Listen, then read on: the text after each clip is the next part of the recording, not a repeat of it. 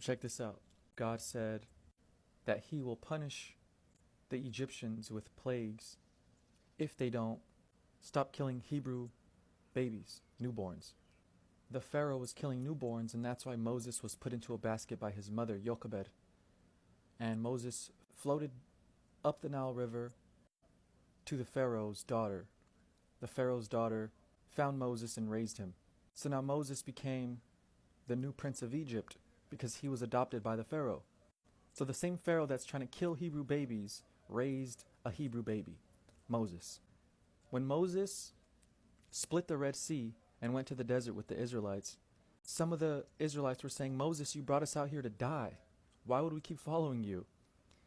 And Moses said, you don't believe in God? God sent me out here. God will protect us. He will save us. So then God made it rain seraphim or fiery flying serpents.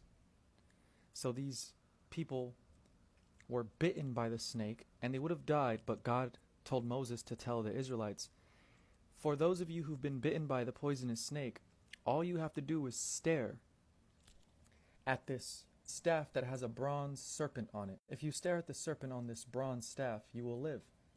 So it sounds crazy, and it's only magic if you don't understand what's happening. They were bitten by snakes, and in order to survive, you have to look at the snake. It's a metaphor. It's actually symbolic. This hospital logo, the healing symbol, the caduceus. Caduceus means fall of Zeus. Cadu, Zeus. So Zeus falls and he has to rise back up.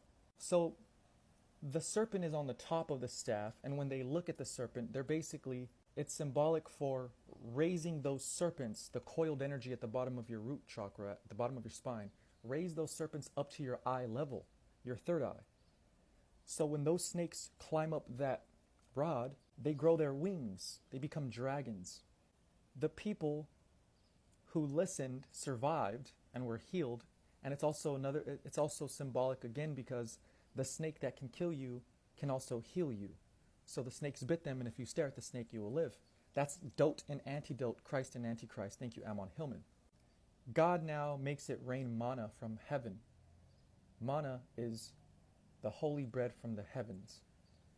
Well, the manna is your cerebral spinal fluid. It's the chrism, the pineal and pituitary mix to create the chrism oil. This golden oil, called chrysos in Greek, the chrysos oil, it falls down to your sacrum bone, which is 5 fused vertebrae, thank you Santos, and then it is pumped back upwards. Once you raise your frequency or come to the heart chakra, it is love that turns this living silver, argentum vivum, mercury, just like mercury in a thermometer. When you put the thermometer under your tongue, the heat from your tongue makes the mercury sublimate and it rises because it's expanding inside the tube. So the same thing happens with you. The love frequency, when you get out of negativity, anger, sadness, and depression, and confusion, when you come to clarity and love and acceptance, you turn this argentum vivum, which is silver in the nervous system and liquid, you turn it into a gas and it becomes gold when it reaches your pineal gland. So the manna from heaven is not bread from God sending it to the men below. It's you are God and you are sending the manna to your sacrum bone. And you transmute that chemical liquid into a gas, and that's turning lead to gold, and you're going from lunar consciousness to solar consciousness. And that's when the snake grows wings, and that's when you are healed. That's like staring at the snake because you've brought your energy. The word vibora means viper, and it has the same root word as vibration, vibración. So viper and vibration are the same, just like copper and cobra is the same. Copre is copper, cobre is cobra. So vibora, vibración, cobre, and copre. It's cobra, copper, vibration, and viper. Snakes slither just like electricity does around a copper wire or through the copper wire. It's all about energy, frequency, and vibration, electricity, and magnetism. So we are electromagnetic beings, and we are made in God's image. And God is what? Electromagnetism. Magnetism carries electricity, so this is mother carrying her son. There's an invisible string connecting the sun that goes around Mount Meru, the North Pole. It's an invisible umbilical cord. So the sun is the electron or the electricity being carried by the magnetic field, magnetism. Simple. We are gods in physical form.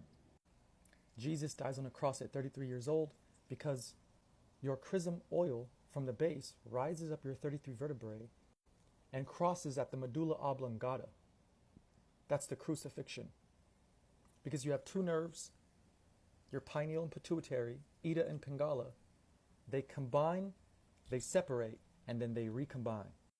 And that's why Mary Magdalene was there when she saw Jesus on the cross, because that's your amygdala. Mary Magdalene is the amygdala, and she's not crying from sadness, she's crying with tears of joy, thank you Santos, because Jesus Christ has returned.